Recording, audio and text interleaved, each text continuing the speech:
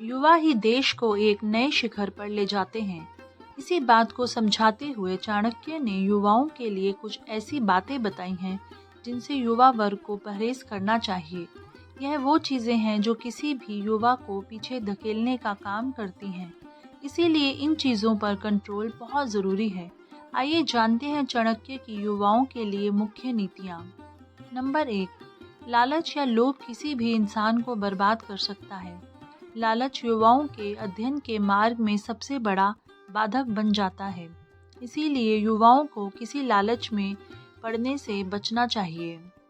Number 2, युवा विद्यार्थियों को फैशन से दूर रहना चाहिए। उसे हमेशा सादा जीवन शैली अपनाना चाहिए। साफ सुथरे रहें, लेकिन ज़्यादा साज सज्जा श्रृंगार करने से युवाओं का मन अध्ययन से भटक सकता है। अतः चाणक्य कहते हैं, इनसे दूरी बनाकर रखें।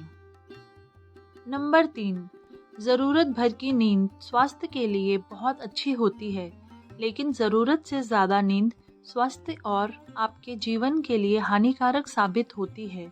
युवा वर्ग अगर नींद से ही प्रेम करने लगे तो उनमें आलस्य की मात्रा बढ़ जाती है, जिससे किसी भी चीज़ का अध्ययन करने का समय भी उनके पास कम बचता है।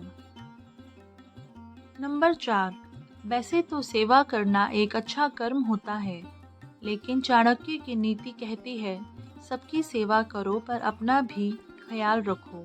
कुछ युवा सेवा के अतिरिक्त में स्वयं पर ध्यान नहीं देते हैं, अतः वह अपने कीमती समय खो देते हैं। चाणक्य कहते हैं कि जो अपने आप को भूलकर सेवा करता है, वह अंत में खाली रह जाता है। नंबर 5, आचार्य चाणक्य का कहना है कि छात्रों के लिए ज़रूरत से ज़्यादा मनोरंजन नुकसानदायक साबित हो सकता है, इसीलिए जितना ज़रूरी हो उतना ही मनोरंजन करें। नंबर 6, क्रोध किसी भी इंसान का सबसे बड़ा दुश्मन होता है।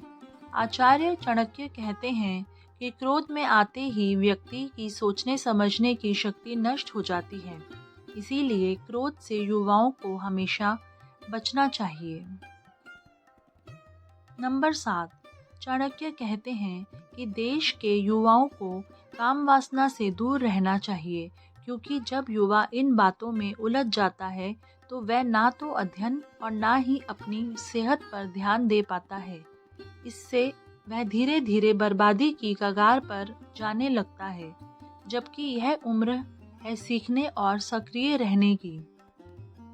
नंबर 8, हमें पहले के बारे में सोचकर पछतावा नहीं करना चाहिए और ना ही भविष्य को लेकर चिंतित होना चाहिए। चाणक्य कहते हैं कि विवेकवान व्यक्ति हमेशा वर्तमान में जीता है। दोस्तों, अगर आपको मेरा वीडियो अच्छा लगा हो तो प्लीज़ इसे लाइक, शेयर एंड सब्सक्राइब ज़रूर करें। धन्यवाद।